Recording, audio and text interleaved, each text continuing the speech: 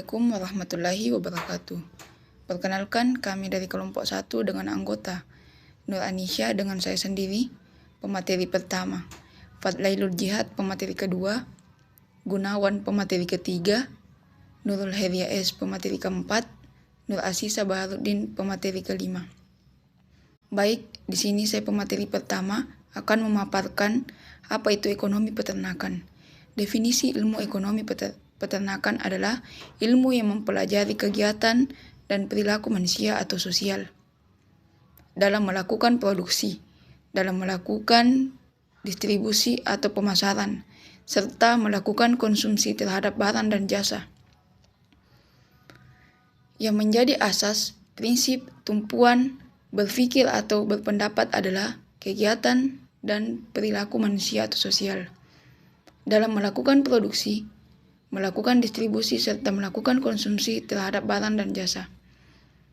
Dalam kegiatan ekonomi ini terdapat 3 bagian, yaitu kegiatan produksi, kegiatan konsumsi, kegiatan distribusi. Baik, itulah tadi materi yang saya paparkan. Selanjutnya akan dipaparkan oleh pemateri berikutnya, yaitu pemateri kedua. Konsumen. Dalam Undang-Undang Nomor 8 Tahun 1999 tentang Perlindungan Konsumen, pada pasal 1.1 menyebutkan konsumen adalah setiap orang pemakai barang dan atau jasa yang tersedia dalam masyarakat, baik bagi kepentingan diri sendiri, keluarga, orang lain maupun makhluk hidup lain dan tidak untuk diperdagangkan. Konsumen, orang butuh, penerima manfaat, penerima daya guna. Customer, memperdagangkan. Customer atau pelanggan ini biasanya membeli barang bukan untuk dikonsumsi. Mengapa barang dibutuhkan? Karena yang pertama, kegunaannya, manfaatnya, daya guna, utility atau rasional ekonomi. Yang kedua, psikologis karena bagus, karena mengikuti tren zaman sekarang, keren, dan karena banyak orang yang menggunakannya. Membacakan materi jenis kebutuhan.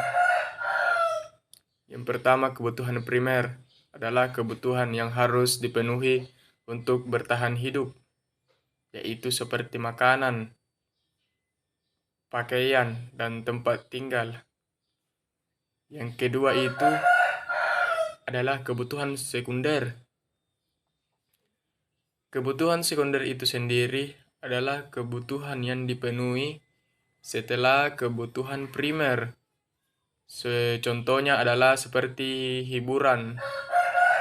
Yang ketiga, kebutuhan tersier adalah kebutuhan yang terakhir kita penuhi setelah kebutuhan primer dan sekunder, seperti perhiasan.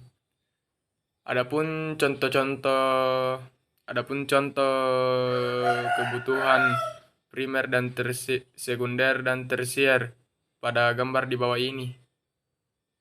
Baik, saya Nurul Heria S, pemateri kelima, yaitu apa itu produksi. Produksi adalah kegiatan yang mengubah barang mentah menjadi barang setengah jadi atau barang jadi. Produksi adalah kegiatan untuk menciptakan barang baru atau menambah nilai guna dari suatu barang yang sudah ada dengan tujuan untuk lebih bermanfaat atau lebih memenuhi kebutuhan. Nah, bisa kita lihat contohnya, yaitu pembuatan masker. Apalagi ya, masker sekarang ini banyak dibutuhkan pada kondisi sekarang ini. Nah, bisa kita lihat juga yaitu pembuatan sepeda motor dan mobil. Contoh lainnya di tanaman padi yang bisa kita olah sebagai makanan sehari-hari kita, yaitu menjadi nasi yang kita butuhkan sehari-hari. Nah, contoh lainnya di sini juga ada ayam yang bertelur, bebek yang bertelur, dan telurnya itu pun banyak manfaatnya sebagai juga salah satu bahan makanan kue, dan juga bisa sebagai kecantikan. Nah, selanjutnya kita bisa lihat di sini juga yaitu yaitu dalam beternak ayam potong dan domba. Nah, di sini ayam potong bisa kita buat menjadi nugget. Nah, selanjutnya contohnya yaitu kambing dan sapi. Nah, susunya di sini juga sangat bermanfaat sebagai bahan minuman atau pencampuran bahan kue. Baik, di sini saya akan melanjutkan materi dari Nurul Kaharia S. Materi saya yaitu distribusi atau pemasaran. Yang pertama, menyebarkan produk dari sentra produksi ke sentra konsumen. Yang kedua, membagikan produk dari sentra produksi ke sentra konsumen. Yang ketiga adalah mempromosikan produk, yaitu menjelaskan tentang manfaat, nilai dan kegunaan barang kita kepada konsumen. Yang keempat itu menawarkan kemudahan, kenyamanan, prestise dan kepuasan. Materi selanjutnya yaitu macam kegiatan ekonomi. Yang pertama yaitu ada kegiatan produksi, di mana produksi adalah kegiatan menciptakan atau menghasilkan suatu produk sehingga bisa dimanfaatkan oleh konsumen untuk memenuhi kebutuhan hidupnya. Yang kedua ada distribusi, di mana distribusi merupakan kegiatan penyaluran dan pengiriman produk dari produsen ke konsumen.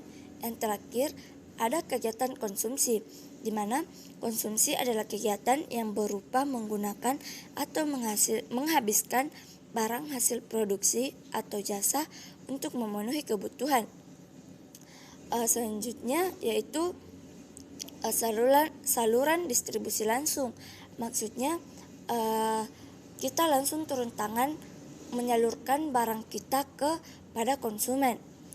Ada juga saluran distribusi tidak langsung, di mana kita melalui proses, yaitu produsen ke pengeceran, lalu ke konsumsi. Ada juga produsen ke pedagang besar, lalu ke pengeceran dan sampai ke konsumen. Ada lagi produsen ke agen, lalu ke pedagang besar dan ke pengecer dan lalu sampai kepada konsumen.